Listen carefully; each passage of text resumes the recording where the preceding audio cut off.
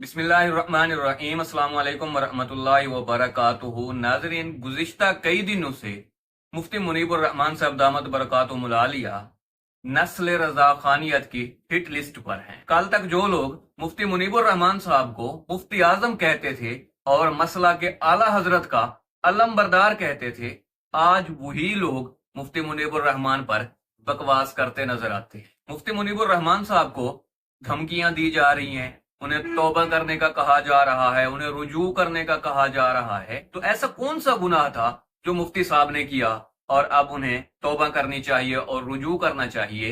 वो गुनाह बहुत सादा और सिंपल था।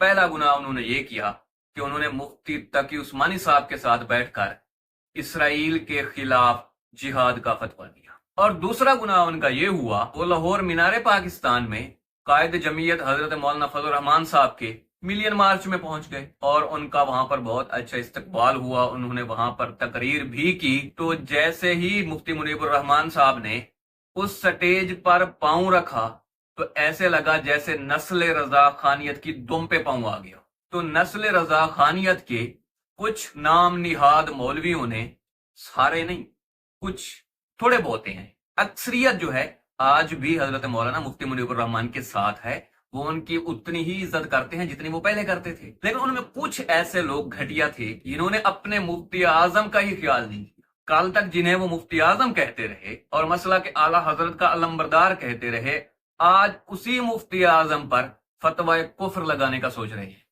और उन्हें धमकियां दी जा रही हैं, उन्हें तौबा करने का कहा जा रहा है, रुजू करने का कहा जा रहा है। क्यों? क्योंकि उनकी नजर में मुफ्ती मुनीबुर रहमान साहब आला हजरत के फतवे की जद में हैं। अगर मैं खुले अल्फाज में कहूं तो माज अल्लाह वो दायरा इस्लाम से खारिज है। तो इस वजह से उन्हें कहा जा रहा है कि आप तौबा करें, आप रुजू करें, इससे पहले कि आप पर फतवा कुफ्र लगाया जाए। अगर फतवा कुफ्र लगाना भी है या रुजू करवाना है या तौबा करानी है तो फिर बात यहां से शुरू नहीं होगी। जहां से फतवा आया है बात भी वहीं से शुरू होगी, आला हजरत से। आला हजरत ने फतावा रिजविया सफा 260 पर लिखा है कि किसी ऐसे शख्स को मौलवी, मौलाना, हादी या रहबर कौम कहना कुफ्र है। तो जब से ये फतवा आया है कि जो भी उलमाए देवबंद को मौलवी, मौलाना या रहबर कौम या हादी कहेगा वो काफिर और दायरा इस्लाम से खारिज हो जाएगा। अहमद रजा खान बरेलवी ने फहारिस फतावा रिजवी एक सवाल के जवाब में लिखते हैं कि मौलवी रशीद अहमद गंगोही वगैरह, तो पीछे फतवा क्या दिया था?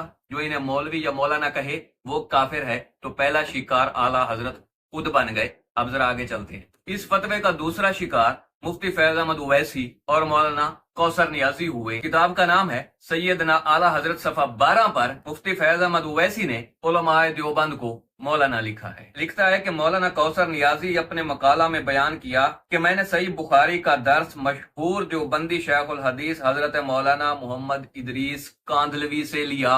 तो ये दोनों भी आला हजरत का फतवे की जाद में है। अगली किताब है अनवार सातिया, सफा 161 पर ख्वाजा हमीदुद्दीन सियालवी ने उलमाए देवबंद को मौलाना लिखा है। तो ये भी आला हजरत के फतवे की जद में है। किताब का नाम है इंकशाफ हक, लिखने वाला है मुफ्ती खलील अहमद खान कादरी बरकाती, यूपी इंडिया से। उसने भी अपनी किताब इंकशाफ हक के अंदर उलमाए देवबंद को मौलाना लिखा है। तो वो भी आला हजरत के फतवे की जद में है। और पीर करम अली शाह अल अजहरी भेरवी, पीर करम शाह की करम फरमाइयां। साबिक चीफ जस्टिस शराई अदालत पीर करम शाह अल अजहरी भेरवी जब शराई अदालत के चीफ जस्टिस बने तो बरेलवी मौलवी शफी उकाड़वी बड़ा जोर लगाता रहा कि पीर करम शाह अल अजहरी उलमाए देवबंद को काफिर लिखे। लेकिन पीर करम शाह अल अजहरी ने कहा, तुमसे जो होता है कर लो, मैं किसी मुसलमान को काफिर नहीं लिख सकता। और पीर करम शाह अल अजहरी ने वाज़े लिखा है कि कासिमुल उलूम वल खैरात बानी दारुल उलूम देवबंद हजरत मौलाना कासिम नानोतवी रहमतुल्लाह अलैह का अकीदा खत्म नबूवत का था, खत्म नबूवत के मुनकिर नहीं थे। अब जरा आगे चलिए। पीर मेहर अली शाह साहब रहमतुल्लाह अलैह और पीर नसीरुद्दीन नसीर शाह साहब रहमतुल्लाह अलैह, अल्लाह उनके कब्र पे करोड़ों अरबों रहमत नाजिल फरमाए। पीर मेहर अली शाह साहब ने भी दारुल उलूम देवबंद के चश्मो चराग शेखुल हदीस हजरत मौलाना सैयद अनवर शाह कश्मीरी रहमतुल्लाह अलैह को मौलाना लिखा है। तो पीर मेहर अली शाह भी आला हजरत के फतवे की जद में है। और पीर नसीरुद्दीन नसीर शाह साहब रहमतुल्लाह अलैह, जिनका अभी इंतकाल हुआ है, कुछ ज्यादा अरसा नहीं हुआ, उनकी तकरीरें आज भी मौजूद हैं وہ اپنی تقریر میں یہ واقعہ بیان کرتے ہیں کہ دارالعلوم دیوبند سے حضرت مولانا انور شاہ کشمیری رحمت اللہ علیہ جب گولڑہ شریف تشریف لائے تو پیر مہر علی شاہ صاحب نے ان کی بڑی عزت احترام بڑا اکرام کیا اور انہیں ٹانگے والے اڈے پر چھوڑنے تک گئے، اور جب تک ٹانگا رکا رہا پیر صاحب وہیں کھڑے رہے۔ اب کتنے لوگ اس فتوے کی زد میں آتے ہیں؟ نمبر 1 اعلیٰ حضرت فاضل بریلوی، نمبر 2 مفتی خلیل احمد خان قادری برکاتی، نمبر 3 مفتی فیض احمد اویسی، نمبر 4 مولانا کوثر نیازی، نمبر 5 خواجہ حمید الدین سیالوی، نمبر 6 پیر کرم شاہ الازہری بھیروی، نمبر 7 پیر مہر علی شاہ صاحب، نمبر 8 پیر نصیر الدین نصیر شاہ صاحب۔ تو اب جو لوگ مفتی منیب الرحمان صاحب کو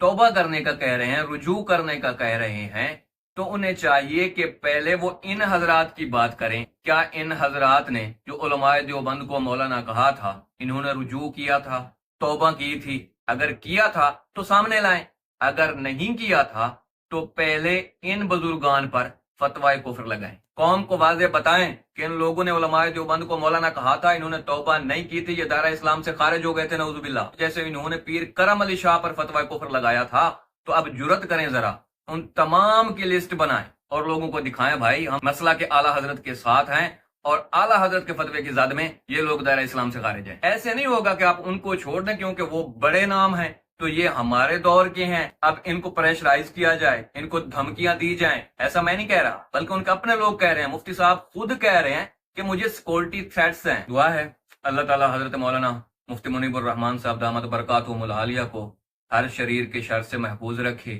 اور ان کی زندگی میں، ان کے علم میں، ان کے عمل میں برکت عطا فرمائے، اور ہمیں بھی علماء حق، علماء دیوبند کے نقش قدم پر چلنے کی توفیق عطا فرمائے۔